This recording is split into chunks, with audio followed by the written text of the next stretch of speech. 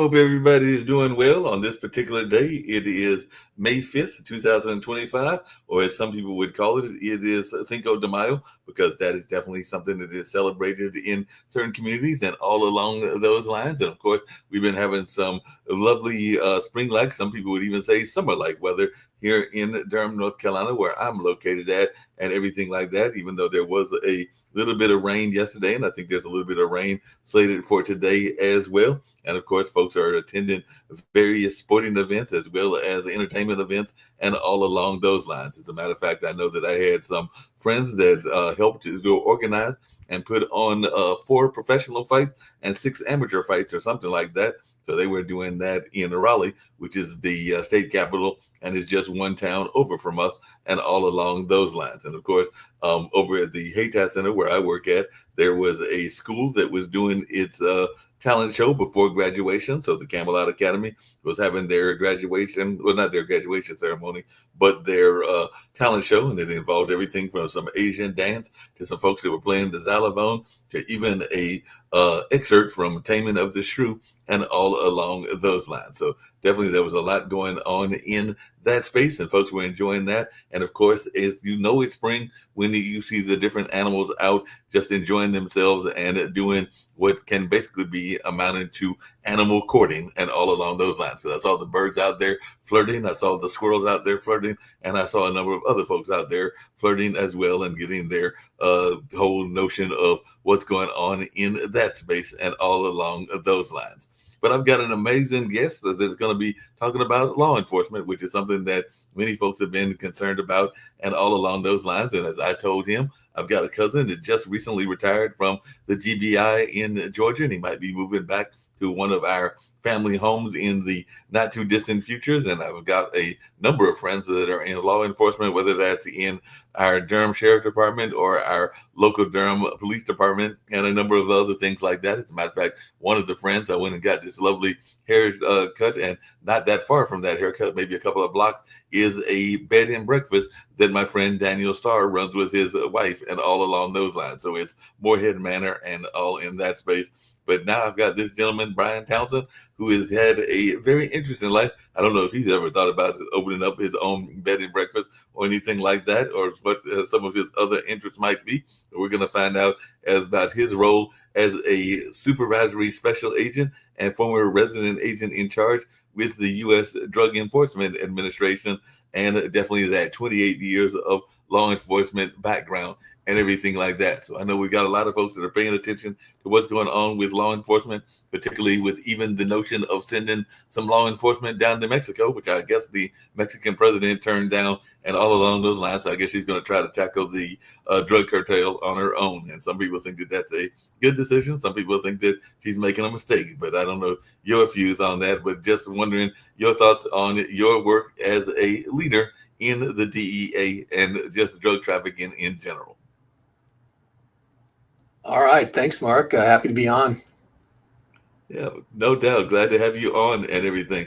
Just share a little bit about your background with our audience, and maybe even a little bit about how important the leadership roles have been, and even some of your thoughts around the training that you've done in that drug space and everything. Because like I said, we're hearing a lot of conversation even now about fentanyl and the impact of fentanyl. So I did 28 years in law enforcement, active law enforcement. I still work with law enforcement, but now in a training capacity. I started my law enforcement career in the 1990s. I was a police officer in Joplin, Missouri for about 5 years. I loved it. It was a great department, great community. But my dream was the DEA, the Drug Enforcement Administration. So in 1999, I started my DEA career, and that spanned for 23 years. I retired in 2022 and opened up my own training and consulting business, Eagle 6 Training, which I still do. And then I also went to work for a regional information sharing system. It's called the Mid-States Organized Crime Information Center, MOCIC. And just to give you the Reader's Digest version, there's 6 of these centers across the United States, and each center takes care of a geographical portion of the U.S. It supports law enforcement. And I went to work for them as a law enforcement training coordinator, which I still do, working with law enforcement in 9 states that we serve. And because I don't like to sleep, I started my own nonprofit organization called Only 2MG, We are a IRS 501c3 designated nonprofit, and our entire mission is to for drug awareness, drug education, to make people aware of the dangers of illicit fentanyl and other emerging drug and public health threats. How big a problem do you think it is, the drug problem? I mean, I hear it a lot. There have been various presidents. I can even remember back to the Reagan era and Nancy Reagan and her war on drugs and everything like that. So, how big of a problem do you think drugs are in our society? I know that even my own younger brother and only brother, that he works with at-risk youth, and some of those at-risk youth are definitely caught up in the drug culture and all along those lines. But just how big of a problem do you think we have here in the United States with drugs? We have the biggest problem in the world. So to put that in perspective, we only make up about 4.25% of the world's population here in the United States, yet we consume the majority of drugs.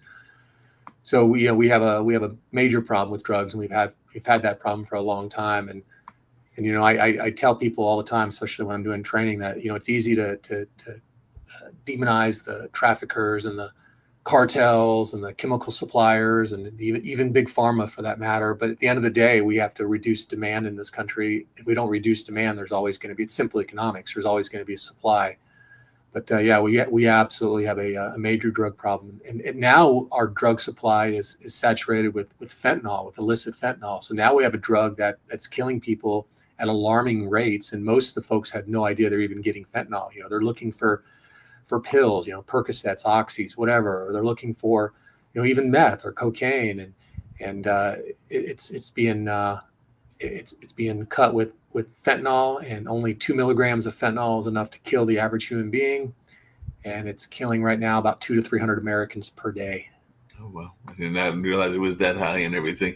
I've heard some people say this is because a lot of people are trying to escape their reality, whatever their reality might be, and things along those lines. And, there are people that have even talked about, I think it was Karl Marx that talked about religion even being kind of a way that people use to escape things and all along those lines. But why do you think that there is such an increase in drug abuse and drug taking in this particular day in the year 2025?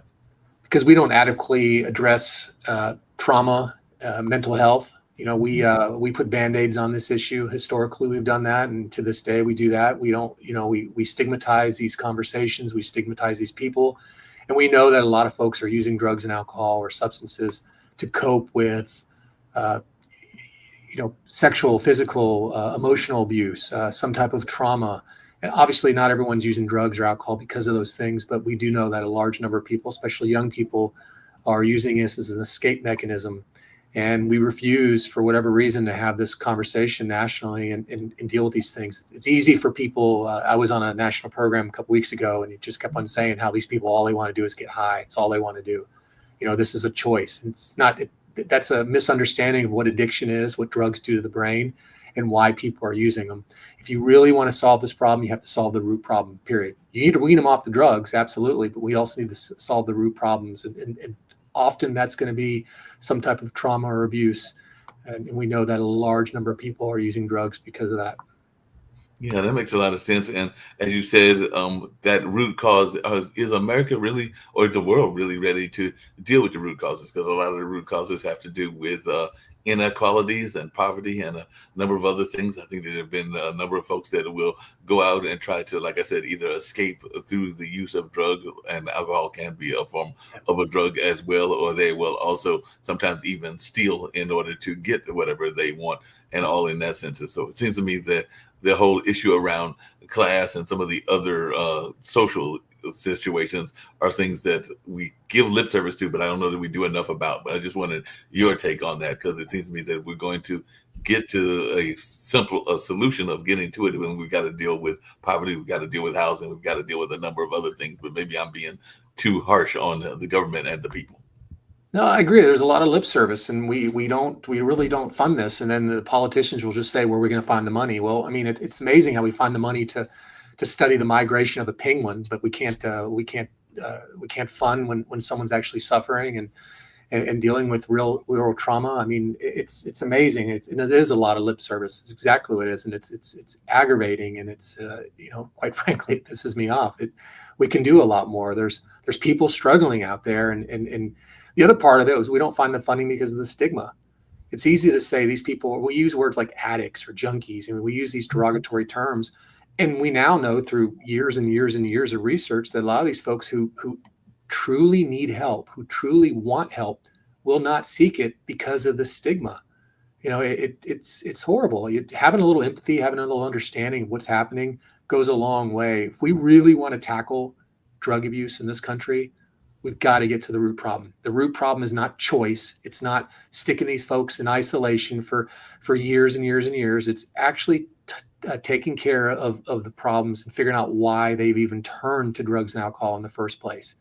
Yeah, that makes a lot of sense. And I know two groups that are very much involved in the drug conversation, and it doesn't seem like they get enough service as well. But I just wanted your take, one, because I'm like right here in Durham, North Carolina. I'm actually not that far from Duke, but also sometimes when I'll go out to grab a bite to eat or just be in the neighborhood, there are folks that are considered part of the homeless or part of those that are not properly housed, so they might not actually be homeless, but they might not be in the proper kind of housing and all in that kind of way. So I just wondering your talk, because a lot of them are also caught up in the drug conversation as well. So just the impact of the homeless situation on the drug conversation. Yeah, homeless, crime. There's a lot of things that are I call it the collateral damage of drugs, right? I mean, it's difficult to maintain a mortgage or rent when all your money is going to drugs, and it's difficult to live life fully, when all your money is going to drugs, and it's part of the misunderstanding of what happens when people actually develop an addiction, a substance use disorder, and what's happening to the brain. And I want to be clear here as well. I'm not saying there shouldn't be consequences for the things that people do, for drugs or as a result of taking drugs. I think that people need to be accountable for the things we do in life, but having a little understanding of what's happening and working at this problem from that angle is going to make us a lot more effective. And that's where we need to focus our attention on. And unfortunately, a lot of lip service, very little funding, and very little folks who are actually proactively doing anything about it. Normally it's after the fact.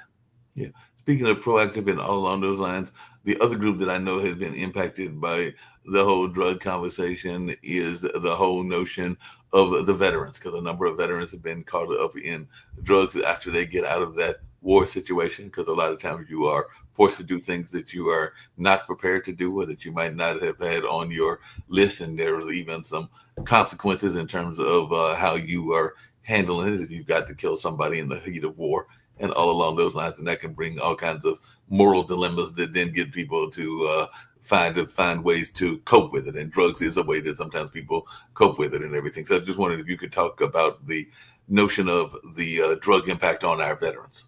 Yeah, absolutely. I actually met a veteran who, after his time in war, turned to drugs as a coping mechanism, and unfortunately, the VA just wasn't able to serve him. But thankfully, he found another organization that was able to help him.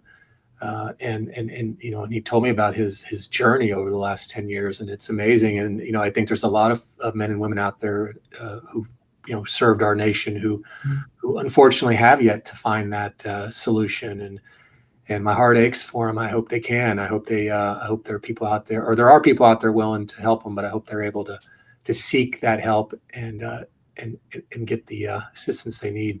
Yeah, they definitely need to get that assistance. One of the cultural arts centers that I've worked at, and I still work there and everything, is a African American cultural arts center. But we used to have regularly NA would be meeting there before the pandemic, and then of course they moved to a different location. I'm not sure where they are now and everything, but I just wondering your thoughts on those 12-step kind of programs, because I know here in Durham we've also got TROSA, which does a similar 12-step kind of thing, but they also have their people involved in trades, so they teach them about everything from like the Christmas trees, because I know they supplied the Christmas trees, to being a moving agency, to even having their own band and a number of other things as well. But I just wanted your take on some of these treatment programs, but particularly the 12-step ones and the ones that try to get them engaged in some sort of work environment. Yeah, no, I'm excited for them. I think they're anything that helps people get through this process, that helps them get to the other side and that's a wonderful thing, right? I mean, so I've never dove deep into the science or the research behind some of these programs, but I know they've been around for a long time, and I have met a lot of people who have successfully gone through some of these programs. So I know they work, at least for some people, and I support that in any way, that any avenue that or that people can take to seek help, and especially from their peers. That's why people are so passionate about these programs. Normally they're people that have struggled themselves, right? And now they want to give back, and they understand, they've navigated in that world, they understand it, and they're the perfect people to help. I think that's a wonderful thing. I think anytime you get peer support, and you have a way to you have an avenue to talk to, then I think that's a wonderful thing. Yep. Coming back to your own history as a law enforcement, you had that long history, and like I said, my cousin just recently retired, and one thing like that, he's in Georgia, and eventually he'll move to North Carolina. Still travels to some exciting places like Costa Rica and stuff on that sense and everything. But some people get into law enforcement because their relatives were into law enforcement. I think, if I remember correctly, their dad, meaning my cousin John, and his brother Emmett, who was in the military, I think their dad was more into military stuff. I don't remember him ever being in law enforcement that I can remember. But I was just wondering, did you come from a family of law enforcement, or were you too busy watching Serpico? And that's what that's why you decided you wanted to get into law enforcement. That's right. I was watching Johnny Depp, and what was the show where they infiltrated high schools?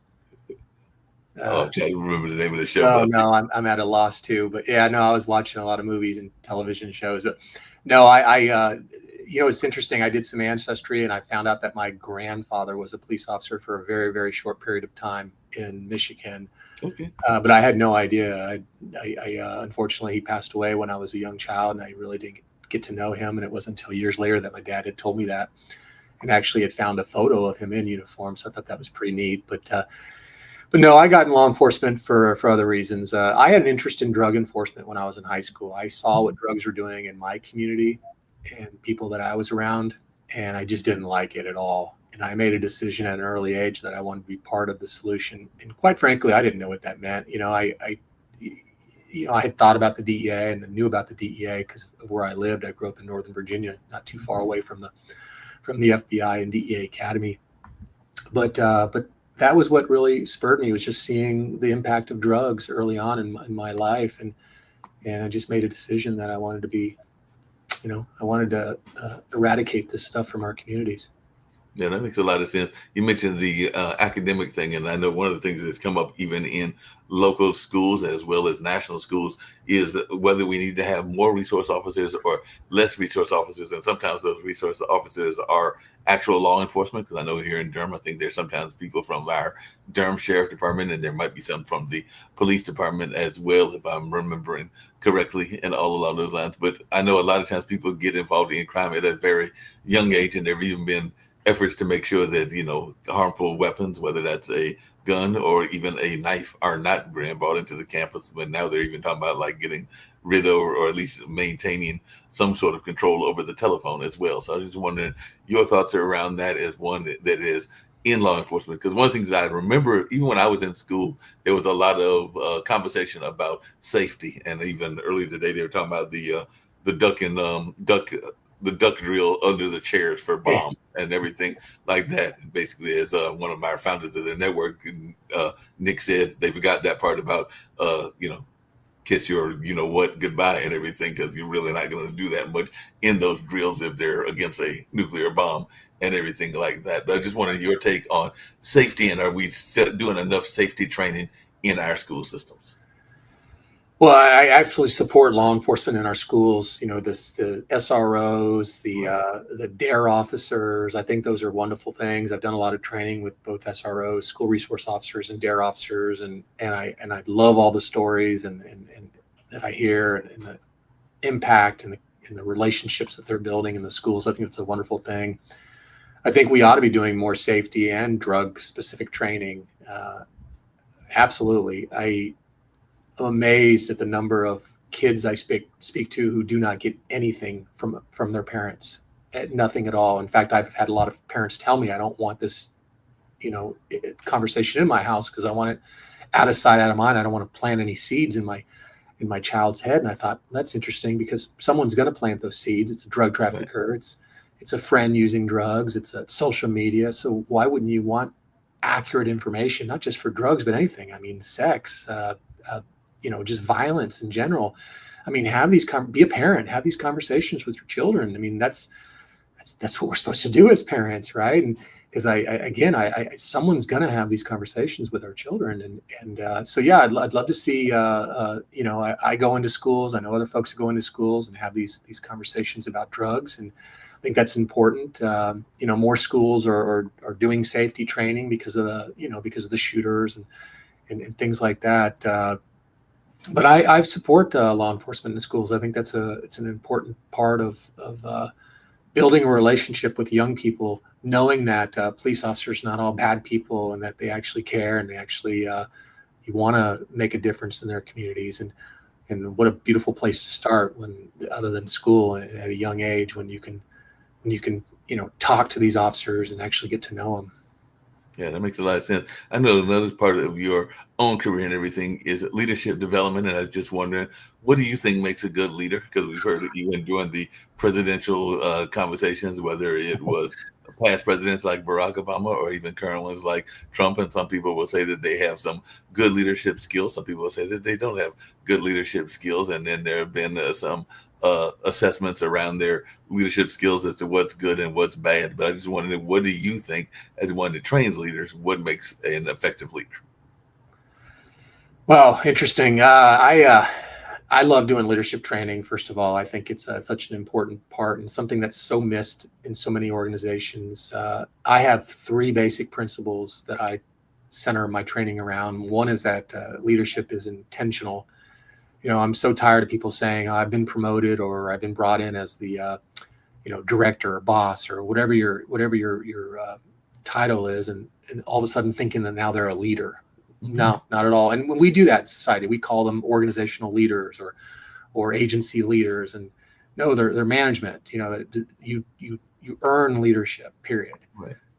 So we talk about that. We talk about the fact that leadership is impactful. So now, congratulations, you've promoted or you've been brought in to run your organization or your team or whatever level you are.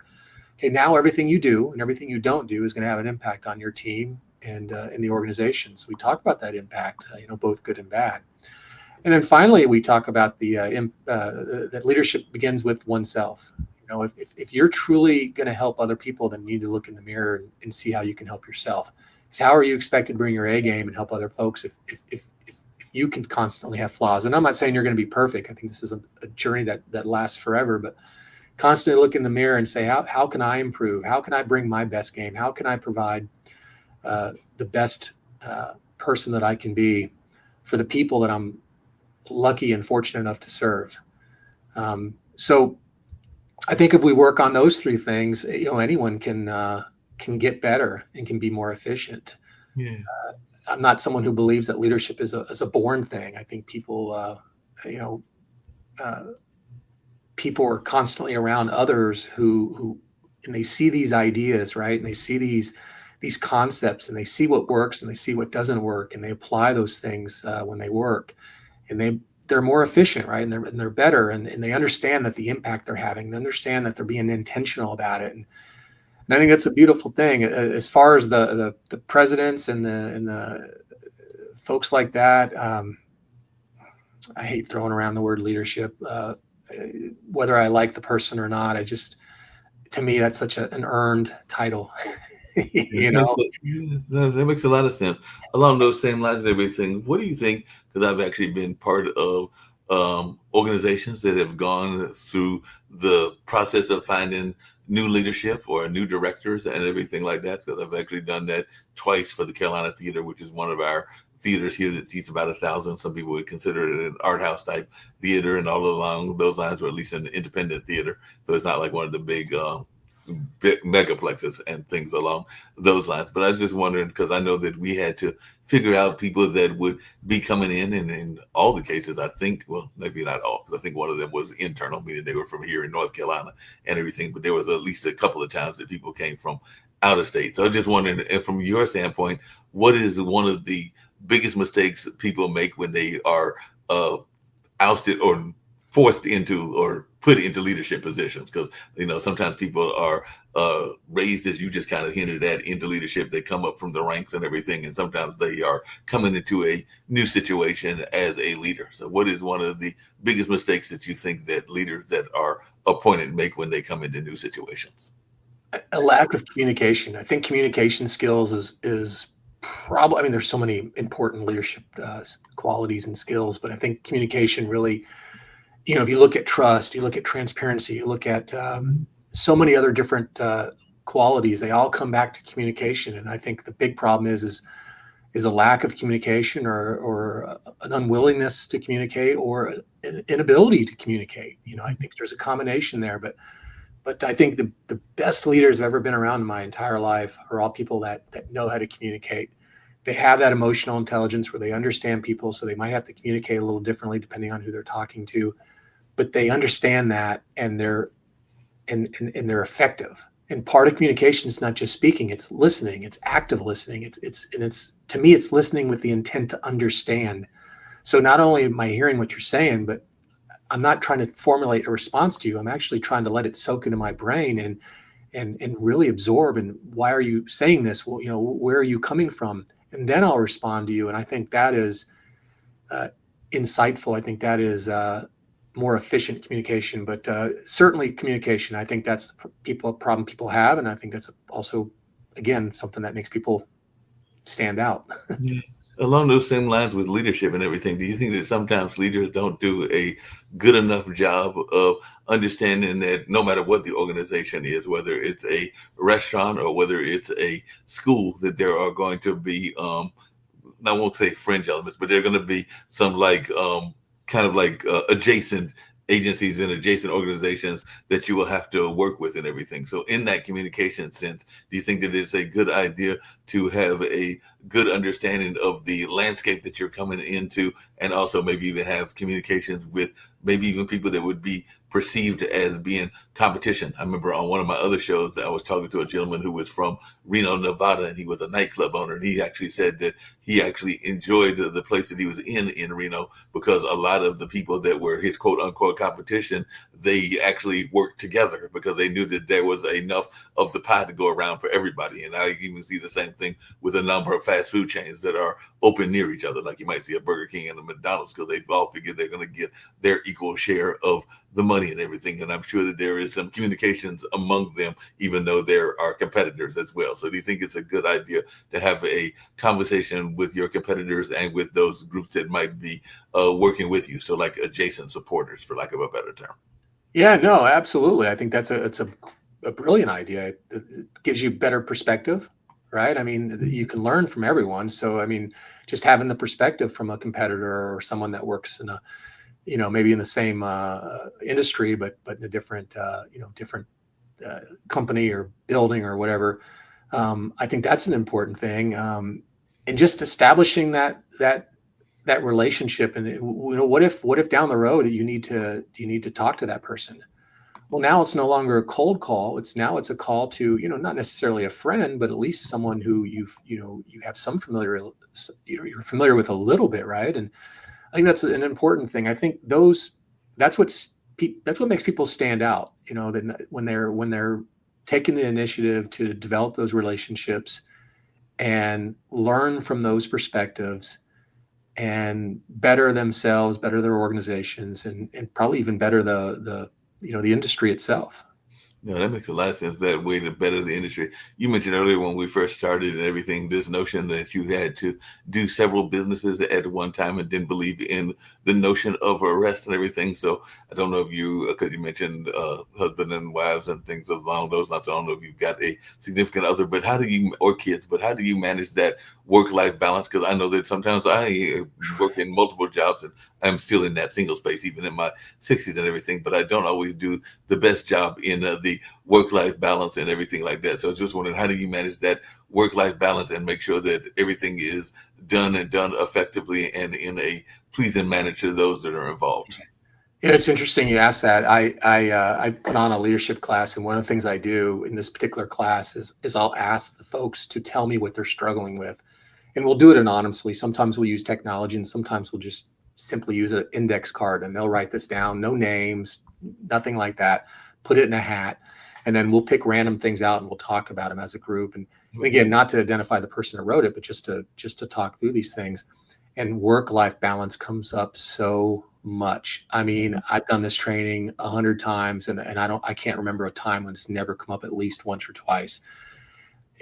You know, your boss is never going to call you 10 o'clock at night and say, hey, Mark, you need to take a vacation. You need to take some leave. You know, that usually it's the other way around, right? I need you to come in tomorrow. And it's not that they're bad people, but you gotta figure out that your work is your work, but your life is your life. You gotta find that balance to keep your sanity. I mean, I love the DEA. I loved law enforcement. I had a wonderful career, but I didn't want that to define who I am. I know that's part of my resume, and I know that gets me, you know, guest appearances and speaking engagements. I get that, but if you get to know who I am as an individual, you'll know that I'm more than that, you know. And I think that was my success from finding that work-life balance. It's so critical. Early on in my career, I think how lucky I was. My goodness, I remember, you know, as a police officer, early on, I saw some really horrific things that I can still think about, and I didn't know how to deal with those things, you know. And at that time, the culture was really not one that you would share your emotions with your coworkers. You know, thankfully now we've gotten a lot better about that. So I was playing things like Xbox, you know, and you know, I get off work and I play Xbox for 3 or 4 hours, and people are like, you know, what are you doing? And it took me some time to realize that I was trying to find another avenue. I was trying to escape, and thankfully that's not an unhealthy thing. It can be, but it's not, you know, it's not drugs or alcohol. So which some people do turn to as well as a escape mechanism. But yeah, work-life balance, you got to find it. You just got to remind yourself that you're not going to be on your deathbed, and you're not going to say, oh goodness, I just wish I would have worked another day or another year or another 10 years. You're never going to have that conversation ever. You're never going to hear that conversation. So why don't you just relax now, take a step back now, and say, hey, how do I balance this? How do I, and that might be just getting off your chair and walking outside and having the sun hit you for a couple minutes. You know, there's research on that, by the way, on how effective that is. Mm-hmm. You know, making sure you take off. And I don't care if it's a staycation, or I don't care if you go to Rome for a week. I mean, just having a time where you can just unplug and unwind and remember who's the most important person in your life, and that should be yourself. Yeah, that should definitely be yourself. There's no doubt about that and everything. Just really quickly, what is one of the, you mentioned the Xbox, but what is another hobby that folks would be surprised to know that you had or that you currently have? And what did that hobby add to your own background in the law enforcement? So what, maybe it gave you a skill that you did not expect to have that you picked up from whatever this hobby is. First time I've ever been asked that. You know, I photography. Mm. I actually thought my second career would be as a freelance photographer. And it actually has helped me in my career. You know, a lot of times, at least like at DEA, we did a lot of surveillance and things like that. So we had to figure out ways to capture the moment without the people who we were watching know. And some of that is through photography, through cameras, and you know, my knowledge of zoom lenses and how aperture and shutter works and all that stuff helped me. But it also, when I was doing it on my own, it also gave me my escape, my work-life balance, right? But I'd say I don't do that very much anymore. I'm too busy. But I'd say that was probably the biggest hobby that really dove into as a hobby. And I also, like you said, I realized it was actually helping me in my career as well. In the career as well. You know, if you watch TV, whether it is the old days of Dragnet and things like that, or is the more current stuff like Chicago Police and all along those lines, there is always a constant presence of the police, and even like shows like the FBI and stuff like that. I think there's several FBIs because there's also FBI International. But I was just wondering, from one that was into that field and everything, what is one of your biggest critiques of the TV version of law enforcement and everything like that? Because I know that you're probably going like, that would never happen in my office and everything. Along those lines. So, what is your biggest critique of the TV version of the DEA and the FBI and some of these other law enforcement agencies? I do say that a lot. That would never happen. Real quick, the show earlier, 21 Jump Street. It Yes. came to me just now when you said that. But the biggest problem is things don't happen in an hour. Right. You watch a program, and I remember I was at a voir dire once, which is when we do jury selection, and it was a federal trial, and I was working with the assistant U.S. attorney, and who was in charge of the voir dire, and selecting the actual jurors who were going to serve on this panel. And that was the first thing he told the jury, the entire prospective panel of jurors, is, hey, first thing you got to realize is that the investigations that we're going to talk about usually last several months, if not several years. Getting that concept out of your mind that it's it's only from 6 to 7 p.m. and that's it. That's and I grew up in Northern Virginia, or outside of DC, so it's funny when I see shows when they're in that area, and when an incident happens and 2 minutes later they're in Manassas, Virginia, and I'm thinking, all right, that's 25 miles with traffic. You're about a 50-mile. The show would be over by the time they actually physically arrive to the location. But silly as it sounds, people have this mindset that things are going to happen really fast, and that's just not the reality. I mean, not the reality. So you mean that a entire firefight and an entire situation like that won't happen as it does on the Equalizer, and then you'll go back to your family, and all along that will all happen within an hour? You mean that doesn't happen in law enforcement? And you mean that, if I could use another example, that because this one I know that y'all do have, but maybe not the kind that was portrayed and everything, because even the DEA, I'm sure, had its plane, but I don't know that it was as stacked with liquor and everything else as the plane that was on Criminal Mind, that they would always be talking about when they would say light up, or whatever their saying was, and all along those lines, and everything like that. But I know that y'all did have planes, but I don't think that they were probably as decked out as the ones that we saw on television. No, we do have a DEA does have quite a fixed airplanes, helicopters, and things like that. But no, the Hollywood always throws their has to throw their spin into it. But no, you're right. We don't have those types of toys normally, and we certainly don't move as fast as they make it sound like we do.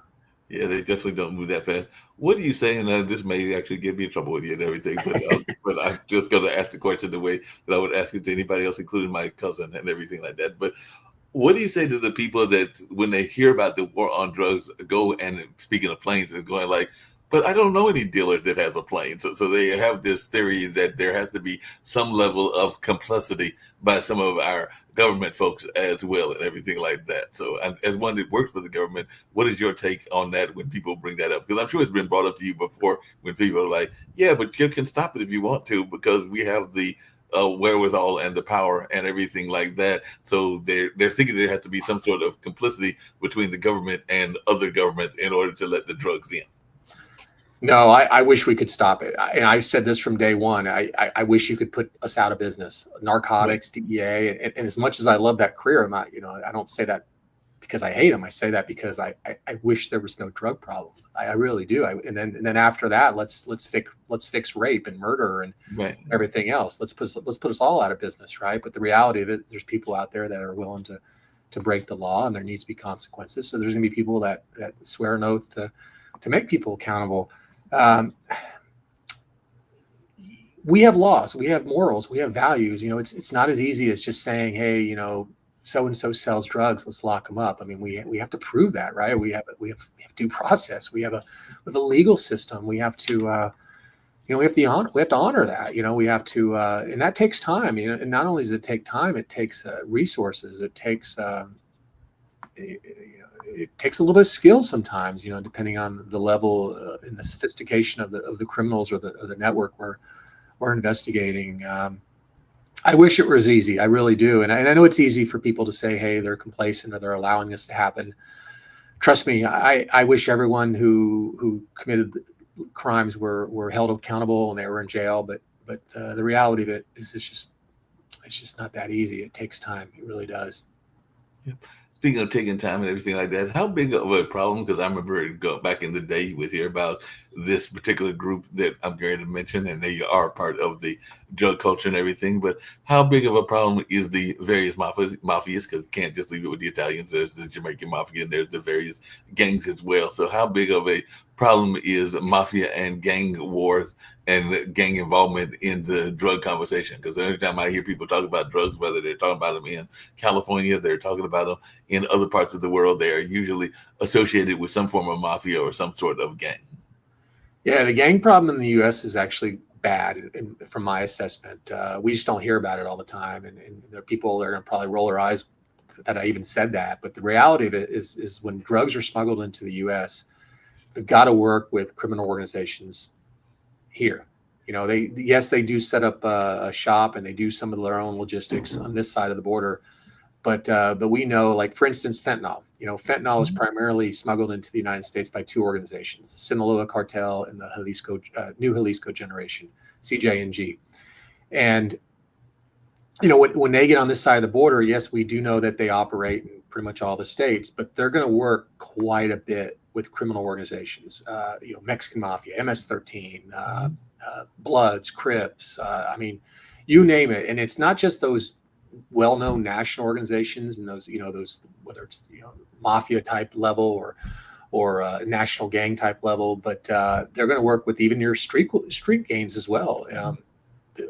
They want to be part of that entire distribution chain, right, from manufacturer all the way to wholesale and further, and they have to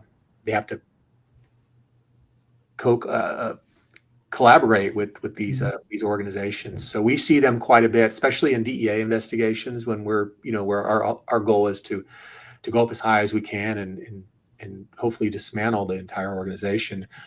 We see it constantly where these organizations are working with organized crime and in an effort to push the drugs or other criminal activity out there. Yeah, that makes sense. The other thing that happens in the drug culture sometimes is the folklore that goes into the drug communication and everything like that. And sometimes that can add to the problem, because like I said, I'm here in Durham, and one of the people that is associated with Durham is a gentleman by the name of Frank Lucas, and all along those lines. And then there's this whole notion of people that have disappeared and nobody knows whether they're around or not around, even though at this age they are probably long gone and they're probably even deceased and everything like that. But how much does that folklore play a problem in what goes on even in your battles in fighting against drugs? Because I know even here in Durham, there are people that to this day will tell you that Mr. Lucas is still living and is off in some resort in some other foreign country and everything. Even though I think he would be close to 80 or 90 if that was the case and everything like that. I just wanted your take on these kind of folklore aspects to the drug lore.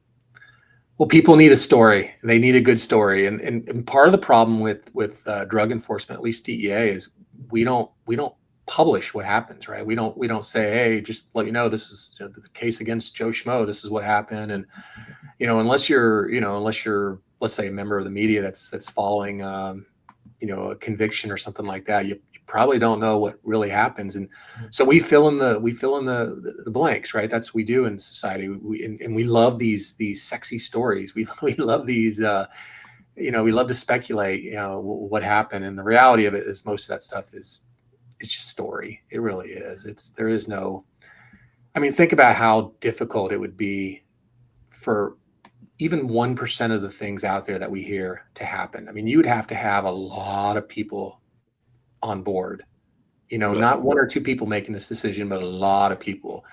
And really, can anyone shut their mouths for that long? No. So, yes, exactly. Somebody would be ratting them out at this point or another. Absolutely. Yeah. So it's some things happen, you mentioned like the deaths. Sometimes people die, we see that more in Mexico than we do in the US. There's an informant class that I teach to law enforcement. We talk about this in that class. The majority of law enforcement or people that cooperate with law enforcement in the United States aren't dying. I'm not saying it's not a risk, and it's certainly something we're cognizant about, but the reality of it, it's not like the majority of those folks are going to get killed or something like that. And it's just not going to happen. Yeah, it makes a lot of sense and everything like that. But there's always that fear that you think that law enforcement is getting enough training in the type of weapons that they are having to go against and everything. Because even in the my understanding is, like you said, there's fentanyl. There's also some other drugs out there like meth and other things like that. And some of the people that are supplying it are definitely heavily handed in terms of what kind of weapons they've got and everything like that. So I just wonder, you think that law enforcement is being trained enough in what they may be facing and going up against? Yeah, at least in the United States. I think Mexico has a bigger problem with that. I mean, they're going up against military-like weapons and armored vehicles, and thankfully we haven't really seen too much of that in the United States. It doesn't mean we can't be complacent or ignore the threats. I mean, we always have to be cognizant of the ability that someone who's willing to hurt law enforcement, what kind of weapons or resources that person would utilize to do that. Excuse me.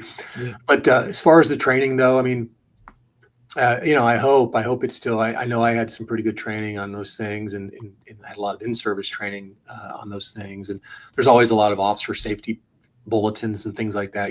Things that we're seeing out there, and hopefully that stuff gets circulated, and at least it lands in the brain of a law enforcement officer to know that these are the potential threats that exist out there. Yeah, that makes a lot of sense. What is one of the, if you can talk about it, if you can, I'll understand that too, because like I said, I've definitely got folks in that space of law enforcement and definitely know some of the secrets that are out there. But even my cousin, not the one that is the GBI officer, but his brother talked about being in Iran and seeing some of that gold-plated stuff that the Shah actually did have and all along those lines. So I just wondered, what are some of the stories that will resonate with you from your DEA days and everything like that? Because I know a lot of it had to be what some people would call, I won't say mundane, but just like run-of-the-mill work that you had to do on a regular basis. But then there had to have been some cases that might have been more interesting for whatever reasons, even though I know that a lot of law enforcement is more mundane than people think it is. Yeah, very mundane, right? It's 95% followed by 5% of just all hell breaking loose. Right. We worked at DEA. Our job again is to always work the biggest and most violent organizations out there, and that's why we're always trying to get to these transnational criminal organizations, these cartels, and it's amazing when you get to a high level dealer, the lavish lifestyles, the houses, the guns that are dipped in gold. El Chapo had that. The boats, the toys that they would buy, just incredible. How they would spend money. And I can think of a drug dealer, a case that we had, that he physically had no place to put cash anymore in his residence. And I know I think there was a Johnny Depp movie on that as well, Blow or something about that. But it was. But I've seen that, and a lot of DEA agents have seen that, where you physically had no space to put cash, and you just can't spend it fast enough. And again, these are very high level drug traffickers, and it's amazing what you see, the lifestyle they live. Speaking of the lifestyle they live, how much is the complacency of the different industries part of the problem as well? Because I do know that, whether we want to admit it or not, that there are a number of Hollywood types and a number of athletic types that also got caught up in the trap of the glory of the drugs and everything like that. So I just wondered, how much does that play a role, that they have access to some of our celebrities, whether that's athletes or whether that's entertainers, and sometimes those people get caught up in the glamour of it and everything like that. I mean, we've definitely had some notable cases like Michael Jackson that basically died of drug overdose and everything like that. And I think that they said the same for Prince and a number of others. I think even Elvis and everything along those lines. But how much of that access to the Hollywood elite and the sports elite helps the drug lords stay in the business that they're in? Yeah, unfortunately, we have seen a lot of that, and some of that they're unbeknownst to the celebrities or the athletes. Some of that is just someone's throwing a party, and there's a lot of very important, very rich people there, or maybe some other celebrities and no one really knows who's hosting it or the source of the income to do this stuff. And they come to these events and they get caught up in they get caught up in drinking $500 champagne and expensive foods and things like that. It's easy for people to get trapped in it. I would actually argue that it's the folks other industries that are more dangerous, like banking and things like that. I mean, we know that a lot of those people become co-conspirators, right? I mean, they help them launder this money, and they help them figure out how to ultimately make more money, because that makes them higher commissions or higher fees for them. But yeah, we definitely see it with some celebrities and athletes sometimes, but it's really not. I think some of the cases, and I don't want to put the celebrities' names out there because I don't want to do them wrong, but I can think of a couple of celebrities out there who were zero clue who they were associating with. None. They just got caught up in the partying and it wasn't just a one-on-one thing. It was typically a lot of folks, and they had no idea. And then when they did realize, they stepped back because they were like, "This isn't good. This isn't." Next thing I need is TMZ or whatever those programs are taking pictures of me with this known drug lord. Right. And like I said, I know that even here in the ACC country, there have been some people that were caught up with the drug lords, like you were saying, not knowing that they were there, or they might have even grown up with them, because sometimes they did know what business they were in, but they were trying to I won't say feign ignorance, but sometimes not commenting is the safer thing to do. I think it was some of their attitudes, but they didn't necessarily condone what they were doing either. That's the word I was looking for. They weren't condoning it, but they also were aware of what there was going on in that sense and all along those lines. So that can be an interesting part of what goes on in that situation as well. You mentioned fentanyl earlier, and I was just wondering, fentanyl is basically, from my understanding, almost like a designer drug and everything like that. So is there, and I know that it's killing, as you just said, those hundreds of people on a regular basis, but do you fear that that fentanyl may only be the tip of the iceberg, and that there might be something that is being developed at some lab somewhere that could even be worse than fentanyl? And like I said, I knew people, including some of my own family members, that were involved in the whole meth side of things and all along those lines. So we went from heroin to meth to fentanyl, and could we possibly be going from fentanyl to something that is even worse than fentanyl? Yeah, we get asked that a lot, and like you said, I mean, you look at historically, look at the decades. I mean, methamphetamine, crack cocaine. I mean, right. It's always seems like there's a flavor of the day, right? And right. The interesting thing about fentanyl, from my perspective, is how it's made its way into our entire drug supply. I mean, we now estimate that about 70% of the drugs out there contain fentanyl. Oh, and we never saw that with crack. We never saw that with meth. We never saw that with heroin and the other drugs. It's a synthetic, meaning it's fully man-made. It's like a designer drug or a novel psychoactive substance, an NPS. Basically synthetic. It's just chemicals people mix together. There are a lot of other synthetics, some even more dangerous than fentanyl. It's easy for me to say, no, fentanyl is going to be it. This is worse. And then 10 years from now, yeah, there is another psychoactive substance. I think we're going to definitely see more. I don't know that we'll ever see a drug that has the impact that this is having. This is really changing the landscape. I mean, casual drug use, recreational drug use, drug experimentation. We're talking about a drug that made its way into our drug supply via heroin. People dying from heroin took off in the 2010s because they had no idea they were getting fentanyl. And then from there, the fentanyl just grew legs. It got into our pill supply. So now when you look at pills, and it doesn't even have to be an opioid like fentanyl is, but if there's a pill, there's a counterfeit. And if there's a counterfeit, there's more than likely going to be fentanyl or methamphetamine or some type of poison in it. It's in our cocaine. I mean, 41% of all cocaine seized by law enforcement last year tested positive for fentanyl as well. 17% of all methamphetamine seized by law enforcement last year tested positive for fentanyl as well. So we're seeing it everywhere. Are there other synthetics that we're concerned about, and can there be a next one? Perhaps. There's certainly enough idiots out there that are mixing these chemicals together, looking for that drug. You raise an interesting possibility, and I bring it up because of living where I do, which is North Carolina, which is definitely Research Triangle Park area, and definitely has a lot of major drug companies and all along those lines. A lot of people, when they have injuries, they will wind up taking the Percocet and things along those lines. And a lot of times people will wind up taking um, aspirin just for simple things like a headache and all along those lines. So I just wondering how much or what percentage, because that's what my fear is, that is it seems to be fentanyl going into what you just said, which is mainstream drugs as well. And I don't know whether y'all did any testing, but I wouldn't be surprised if there wasn't a percentage of fentanyl in the basic Bayer and other brands of aspirin and all along those lines. So I just wondering how much has it become so ingrained in our society, including our mainstream drugs? So our mainstream drugs are safe. I haven't seen any evidence and any reason to believe that, an aspirin or something legitimate that comes from a Right. legitimate doctor or pharmacy is contaminated with fentanyl. Okay. However, but to your point, what I am seeing is a correlation between people using legal drugs Mm-hmm. to illegal drugs.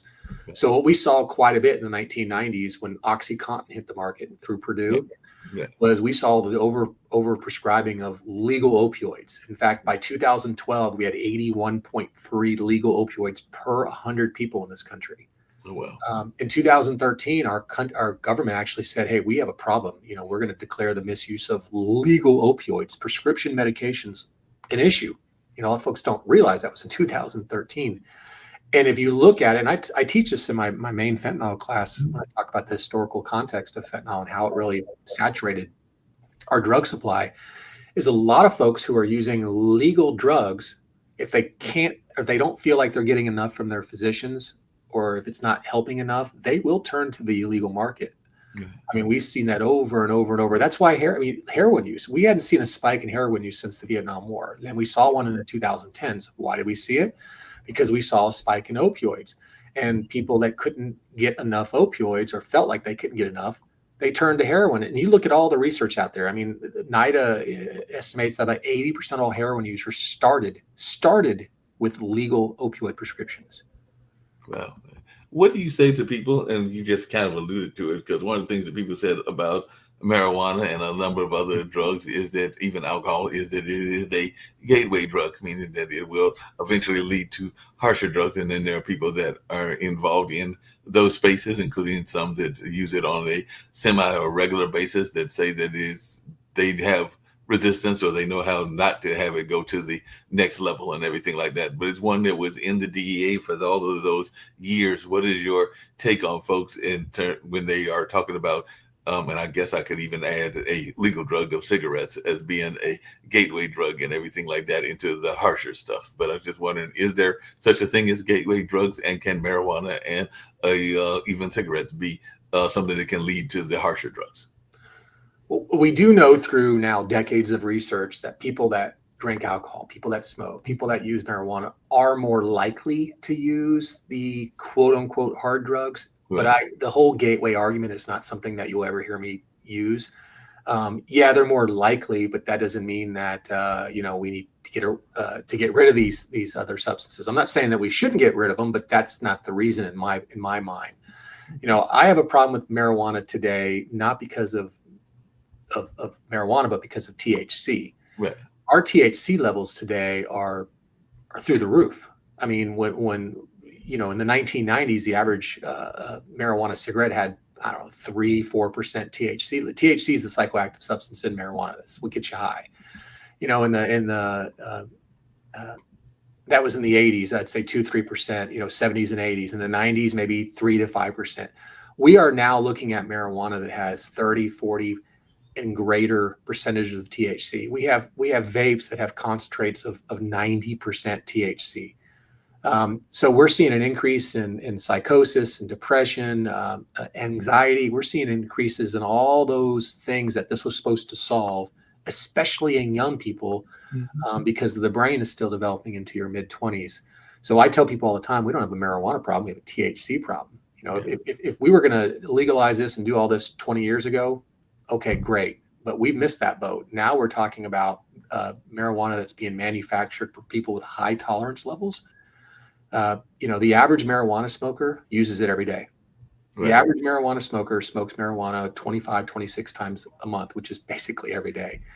And we know that drugs and alcohol produce a tolerance in people. You have to use more of the substance to get that high or that feeling that you're chasing, right?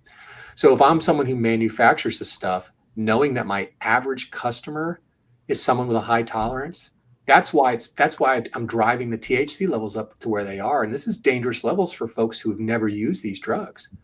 And that adds to the whole gateway argument. Again, I'm not someone who uses the gateway argument. Yeah, the studies can show you that if you use marijuana, you're probably more likely to use, I don't know, heroin. But that's, to me, you don't use marijuana because of high THC. It's not because of that potential consequence, or you follow. I'm just not someone who really believes in the whole gateway argument. I'd rather argue why I think the drug's dangerous. Yeah, and that makes a lot of sense and everything. I can definitely identify with that and have some friends that are in that space and some family members that have used different drugs. And I don't know that they all went into the harsher drugs. So yeah, I can definitely see the argument that you're presenting and everything like that. Get ready to wrap up tonight in a few more minutes and everything. But one of the things that I always talk about on this show, and I'd love to hear your thoughts around it, because definitely in this conversation, I can see that you're a man that has got a lot of self-confidence and everything like that. So one of the things that we talk about on this show and my other show that I do on Wednesdays is this notion of the inner critic and everything like that, or the imposter syndrome. So I was just wondering, when you were even thinking about going into law enforcement, did you have folks that were thinking that this was not the field for you, even though that it is a field that a lot of people want to go into? It is probably one of the number one things that if you ask a young man what they're going to be, it's one of the leading ones, that and a fireman and everything like that, some form of law enforcement or some form of medicine. And I think teachers are still highly ranked as well. But I just wondered, did you have folks that were critical of you going into it? And if so, how did you deal with them? And how did you, or were you critical of yourself? And if so, how did you deal with that? Because that's what the imposter syndrome is, this notion that you're not as good as you think you are. Yeah, and that's my answer, is the people that were critical of it was myself. I had a lot of supportive people around me, but I always doubted myself, and that's something that even today I struggle with. Imposter syndrome. I actually even wrote a blog on this particular subject, is because it's real, and I'm always doubting myself, and I know that I'm capable. I know that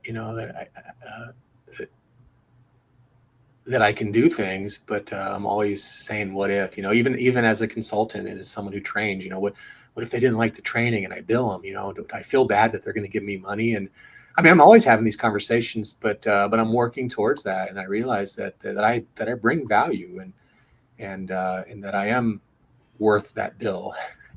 But yeah, when I first went into law enforcement, I was scared. When I left the police department, I kept on thinking, what if something happens? Then what? Where's my paycheck going to be? Can I go back to my old job? I mean, had a million thoughts, but I can think of many times in my life where I took that step forward blind, and I'm so glad I did.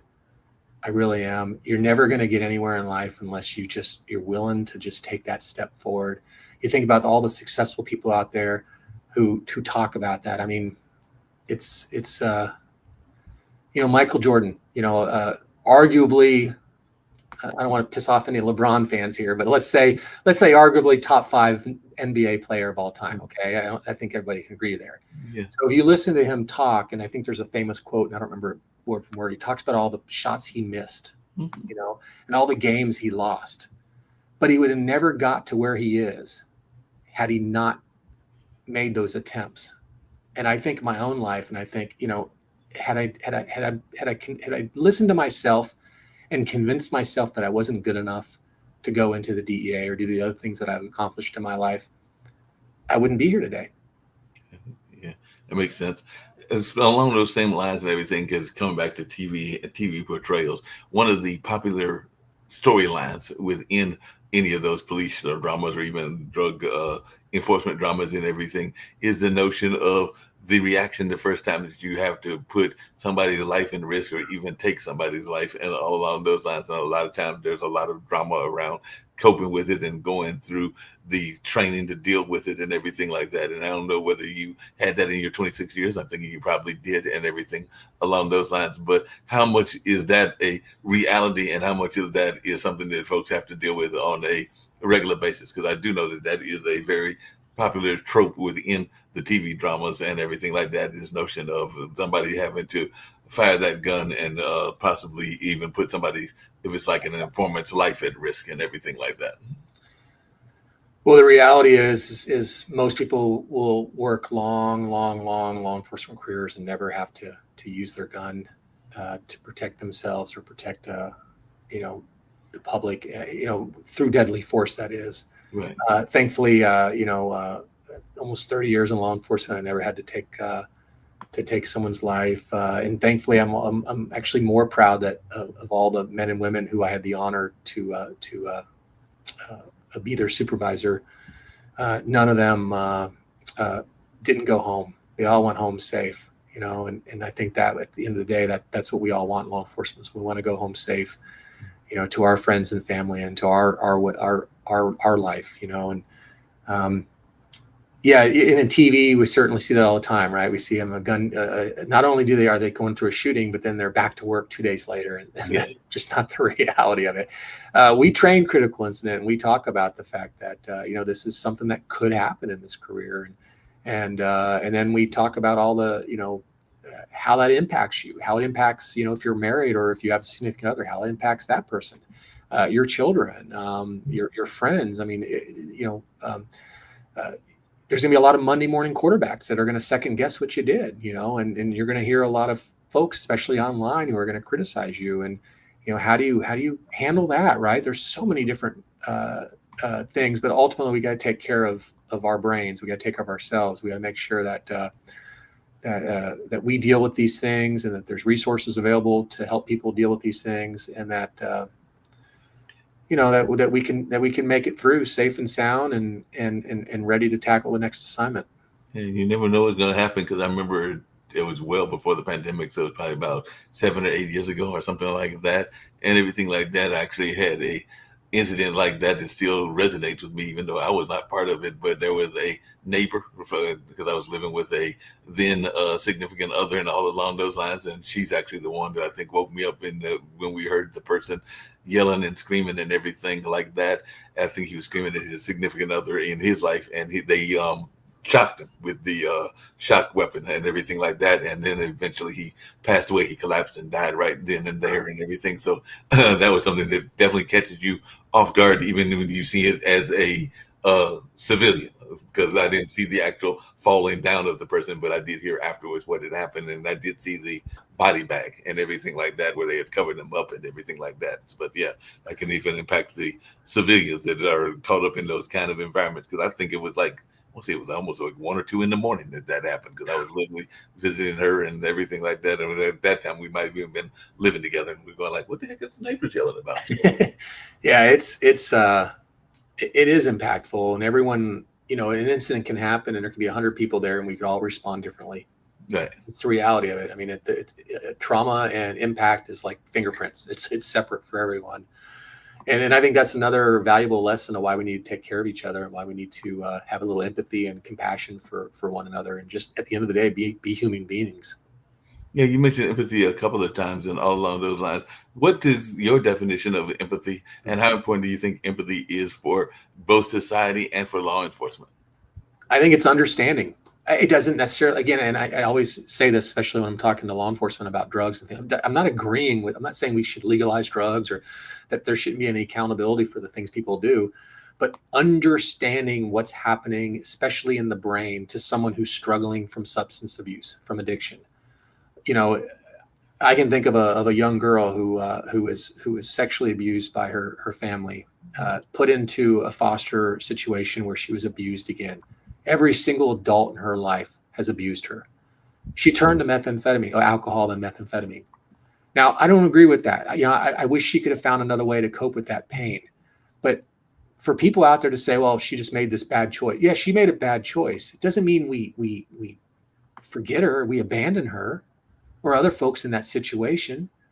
That's not what empathy is. It's having a little heart. It's having a little understanding, and it's saying, okay, you've been through this. Yeah, you made it. Instead of going through counseling or going through whatever, you made a decision to use drugs and alcohol, and that in turn turned out too well.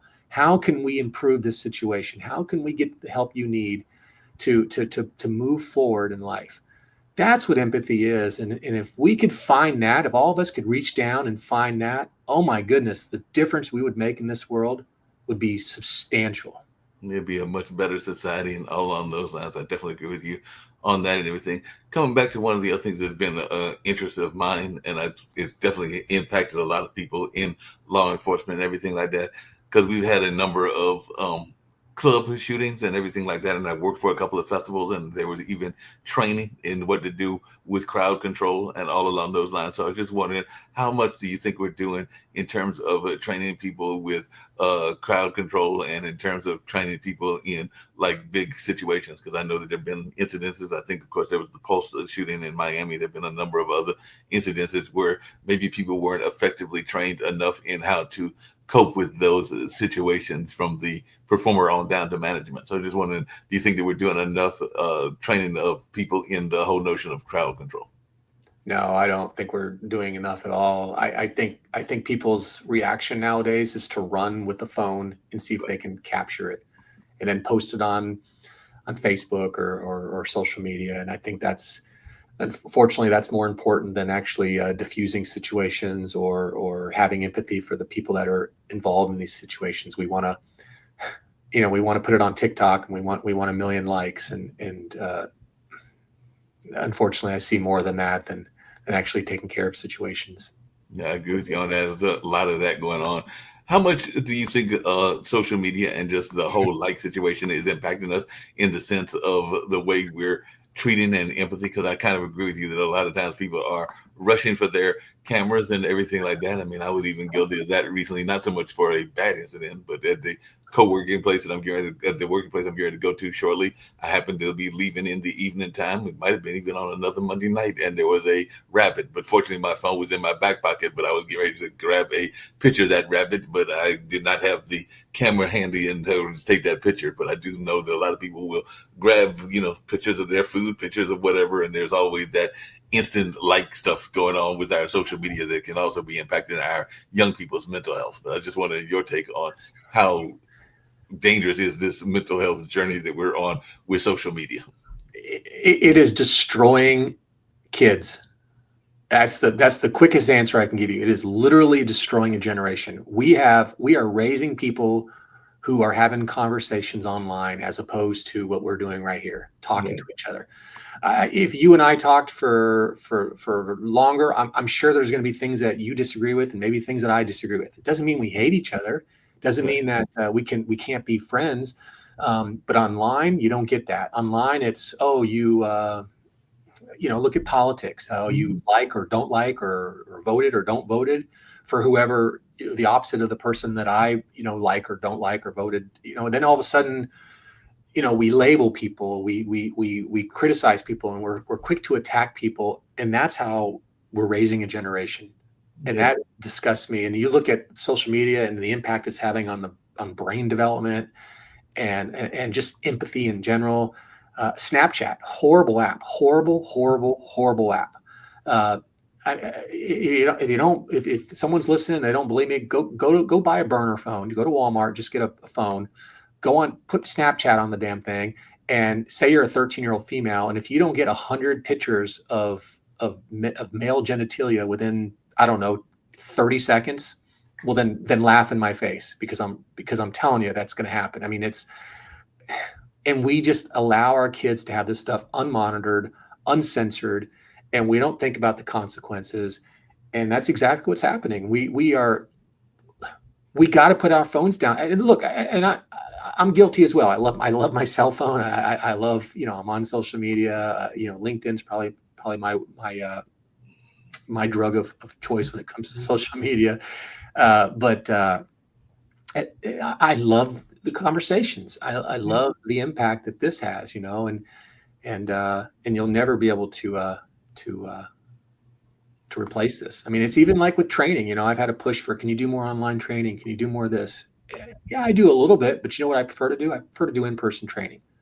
I prefer to actually get in the same room and talk to people and look at them in the eyes and look at their body language and have conversations. And you know what I also like to see? I also like to see the networking. I also like to see the gears running, the perspective, because you might be sitting next to a person and it's who knows what you're going to learn from him or her. You think about, if you ever gone to a training that's more in a day, and let's say it's a multi-day training, a conference or something like that. Yeah. What are you doing at lunch? What are you doing at night? You're talking to the folks that you're sitting next to, and what are you talking about? You're talking about work. You're talking about life. You're talking about all the issues you're having. Your brain is changing its perspective. It's opening up to other ideas, and I think that's a beautiful thing. And if we're going to stick on our phones and just glue our faces to our phones, we're missing out on what the world has to offer.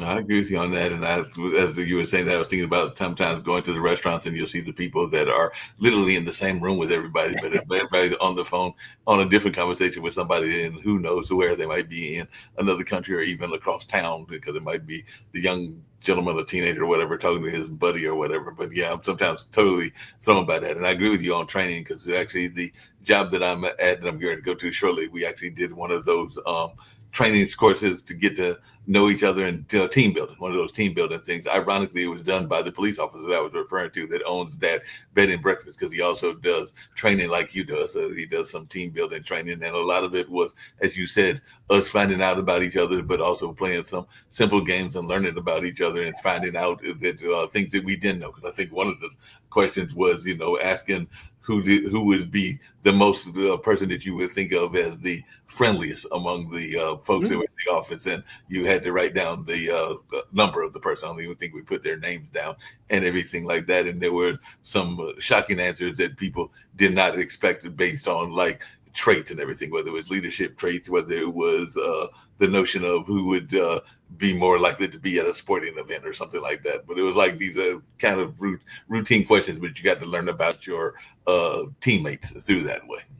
Yeah, I love that. I sometimes will do random questions like during introductions. I'll say, hey, introduce yourself and tell us your favorite movie. Just something just random. To get people. One is I want them to get talking. Number two is I can learn a little bit about a person by the re-answer there. Yeah, and like I said, we learned a lot about each other, because some of the people were not expecting the answers, and they got to think one might have been like who is the most artistic, and everybody was not expecting. I think the person that was one of them, I think, that was expected. The other one was not expected, and everything. So yeah, it was definitely some interesting things that you learn in that space. Well, get ready to wrap up. This has been a fun conversation. I have to bring you back on a future show, either this one or another one. But one of the things I get everybody to do on all my shows is, because I believe in that empathy notion as you do, as also the notion of every little bit helps. So I love to give each of my guests, whether they're on this show or my other show, a chance to give their message of positivity. So if there's anything that we didn't cover that you want to cover and everything like that, if there's a book that you've got or something in terms of services that you want to provide, this is the time to do that. And then definitely close out with a message of positivity, because Pod TV, the network that this is a global network. So I figure as much positivity as we can put out there, that can only do better for the world and not do harm to the world. So that's kind of like my own personal ministry, for lack of a better term. Awesome. I'd say if anyone has interest in learning more about the services I provide, specifically when it comes to drug awareness and education, to go to my website at only2mg.com. So it's ONLY 2, just the number 2. It's not spelled out, and then mg.com. And then my last words would be, we get one life. Let's make it a beautiful one. That's a great last words. I love that. And that's definitely something that is very positive and all along those lines. So we'll go out with the same one that we went in on and all along those lines. I'll get ready to get to my other job, but I've thoroughly enjoyed this conversation, and hopefully I can get you back on another one and we can continue this kind of dialogue. But definitely I thought that this was some good insights and all along those lines, whether it was on fentanyl or whether it was some of the other things that we got to in this conversation. So we're going to wrap it up, but I thoroughly enjoyed it, and I hope to see you in the near future as well. Absolutely. Thanks, Mark. Appreciate it, and look forward to talking to you again. Sounds good.